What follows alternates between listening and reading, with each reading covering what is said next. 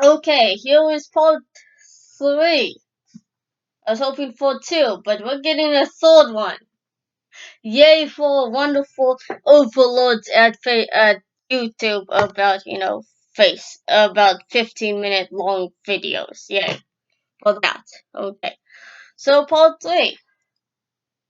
Okay, so the son and the daughter of watch, the house and the fishing woman literally break all her bones in this contorted mess of a nautical body as she's dying in a cove. Uh, what's it called there? So the what's it called? So if another two couple resort on, I was trying to think of who they were, but they try to swim through those waves and they end up drowning, and the bodies all coupled. But then in the scene afterward, they find before the son and daughter finds the mangled, broken boned, contorted mess of a body of the calcium efficient woman. They'll since the scene is nighttime. The plastic sergeant now, who's the racist, who has killed a mid-sized sedan in what is a hate crime, and I will not agree that, because he has this one diagnosis, paranoid schizophrenia, that excludes him. No, no way. I would never allow this guy, but plead insanity. No, you commit a hate crime. F off to the gallows, to the noose there, for you to be lynched like Adolf Eichmann, you Nazi son of a Hitler, you Nazi hoe of Adolf Hitler, you unwanted incest-born son of Hitler. I hate how YouTube now takes away all the right to know use a crossword without getting yellow dollar sign. But so you have this scene there. Where the soldier goes to try to attack everyone and kill everyone because he's had a complete breakdown from his schizophrenia. And you have him attacking everyone. So he goes first after the father of the mother of the father of that's the husband of the woman. That's the museum curator. The I'm obsessed with the past woman history stereotype of a historian. Who has a son and daughter, who are now actually grown adult-looking people in the movie, in this bit of the movie though.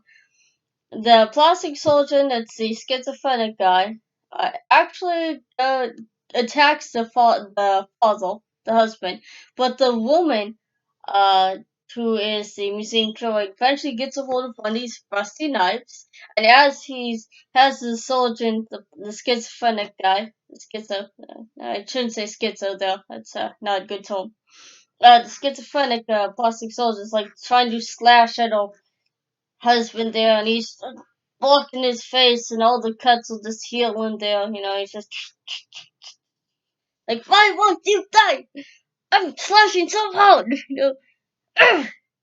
Freaking Michael Myers could give a better job than this. Why won't this knife cut hard enough to kill you? So the mother actually grabs one of these rusty knives that I mentioned before, of the belongings of the other visitors to this resort's secluded secret beach had died. She grabs this knife, jams it into the soldier's body, and eventually she tells him, as his body is just being blackened, and he's going through all this pain, and his veins are turning black, dying. Just, yeah, it's tetanus, and because everyone ages quickly, the tetanus is gonna spread quickly, and he's eventually just dying in his own agonizing tetanus invaded and taken over body, just shaken and dies.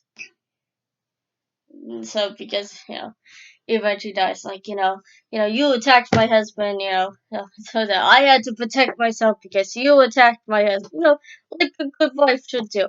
like any good husband should do. Like any good foster. You attack my loved one, so I'm gonna attack you. Uh, so you have the so the so next scene is the mother and father end up all getting old, and they're coming to terms with all the little regrets and stuff, and everyone's coming to terms because the last two people there are the son and daughter of the mother and father, the museum curator, and the other guy. And the mother and father eventually die because this island has finally killed them. You know, they go through one sad little 60-degree spin of the camera, and they're both dead. And the son and daughter are crying, and they're remembering, the fun times they had, going through a nice, healthy grieving process, I guess. So, trying to accept their fate because they've seen everyone else go. Uh, but no, the son actually decides, and the kids decide they also grown adult woman and a man though, to build one final sandcastle. Before they end up dying and meeting their fate, coming to terms with fate, just opening their arms, saying, give me a hug, take me when you got your time. Uh, so they're making their sandcastle, and eventually, one of the scenes is next scene is the son actually. I think it's the next scene or the scene before the sandcastle building. The son actually pulls out a journal that's of the guy who's the science fiction guy who's been writing about this island in his little story though before he dies. And he's talking about the magnetic rocks, and he notices that something about the coral was a bit off on his side. Like everything else is affected, but not this coral. Or in this near the in the water around near this island. But eventually, here's one thing: the son actually has been making with the hotel resort's owner there a bunch of little secret codes, pretending like they're spies about it. He pulls out the last code. It's on a slip of paper to decipher that's the code, and it says, "My father hates the coral. He literally just does not like the coral. Like he doesn't want anyone near this thing somehow." Because it's such a nuisance. And yet, they eventually decide, okay, we gotta get to this goal. So they jump in the water and they're swimming for their life. They find this goal. And it's like this tunnel. And, and one scene in the movie, earlier, they mentioned that, if they had like a metal tube or whatever, or half cylinder tube that they all walked underneath in a line that was magnetic, maybe those metal, maybe they could bounce off whatever magnetic force was from these rocks or whatever on this island to actually make it out of this place alive. But when you see the coal, it's actually shaped like tube, a large tube of coal, and they're swimming. But the daughter does get her swim so close caught on a piece of coal, and she eventually frees her.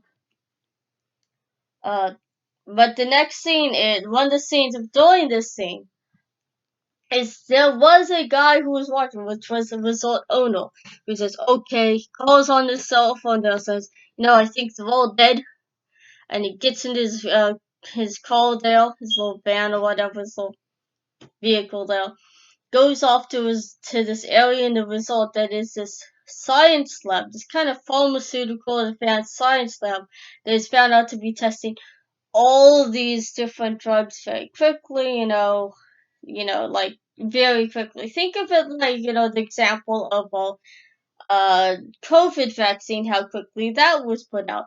That didn't actually go through whatever headache that the FTC rules and guidelines would have got. I don't know if that thing actually went so quickly like that, but no, it sure didn't get as quickly as this island. Thank God. It would suck to have a bunch of COVID patients over on that thing just to get a vaccine. No way. Do not support killing people. This whole one vaccine if you can only save one life. This is not misinformation about COVID. Thank God. I am actually pro-vaccine. I actually got both the vaccines. I think anyone else should. At least I'm not wearing a mask right now. We're indoors, and it's fine if you're indoors by yourself. So the scene, they find out that some of these pills are actually given in the people's drinks of this resort. That is actually the thing that they had spiked into the drink. Remember when I said, oh no, I hope they didn't spike anything? Yeah, they spiked the drinks with the pills, the medication that they will test on these guys as human guinea pigs. So they had this, so they had that there, and then so they found out that some of these things were actual successes, even though everyone pretty much died. But the schizophrenic one was a failure because, oh my gosh, how dare we? We put a schizophrenic and a bunch of healthy people on this island. How dumb, how stupid. What were we thinking? What were you thinking putting a bunch of human guinea pigs on an island for this? This is why there are rules and guidelines in the FDA. This is why. This is why the COVID vaccine was kind of more of a little exception to the norm. But yeah, these guys are not really the COVID vaccine. They're just a bunch of insane Joseph Mengelas on unwanted kids because Mengele couldn't put a rubber on and got a bunch of unwanted kids. That never happened in history with Mengele. But great insult to these cowgirls. Uh, and they're all clapping each other and giving applause. So, yay, we got successes. Yay, we can only save one life. Yay, think of how long this stuff would take to, find a cure for. Yay, and eventually the son and daughter actually get out onto the other side, which of the crawl on the actual old beach location. It's not on this secluded beach on this resort though. It's actually the one with all the other beachgoers and this hotel staff there, happy, staying the wonderful age they came out, going back to the wonderful age they came onto this beach, and not like the beach. But yeah, the hotel resort guy didn't like this call because people actually tried to escape, but eventually did get caught and die. But now you got two people that escaped. I'm gonna tell everyone. So what do those two guys do? The son and the daughter do? They let know that the next group of people, I think it's 47, group 47, that's the next shuttle is coming, gonna be welcomed by the hotel owner and his wife with the spiked drinks, the little cocktail drinks.